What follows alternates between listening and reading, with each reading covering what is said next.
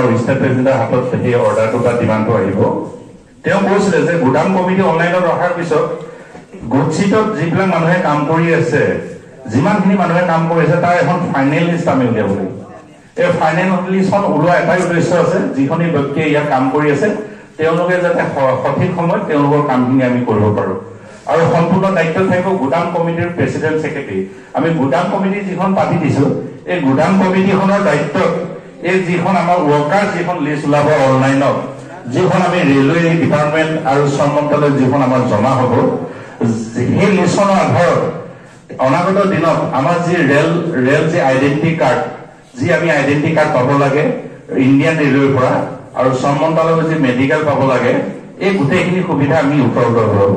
আৰু এই উপলব্ধ কৰিব যাওঁতে আমি খুব ন্যায়কৈ আপোনালোকৰ যি ডাটা আমাৰ কমিটি আমাৰ হাতত অৰ্পণ কৰিব সেই কমিটি ডাটাখিনি আমি ৰাষ্ট্ৰীয় প্ৰভাৰীলৈ আমি আগবঢ়াই দিম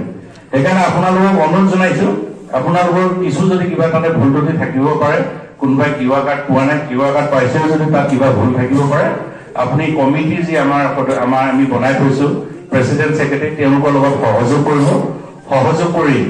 যি ফাইনেল লিষ্ট কমিটিয়ে আমাৰ জোনেল কমিটি আৰু ষ্টেট কমিটিৰ হাতত জমা কৰিব সেইকাৰণে মই সভাপতি ডাঙৰীয়াক অনুৰোধ জনাইছোঁ অতি শীঘ্ৰে আপোনালোকে এখন ইয়াতে মিটিং পাতিব গোটেই কমিটিৰ যিকেইজন সদস্য আছে আৰু ইয়াৰ যি কাম কৰা গেং লিষ্ট আপোনালোকৰ হাতত জমা আছে বা আমি জমা কৰিছোঁ বা আপোনালোকৰ আছে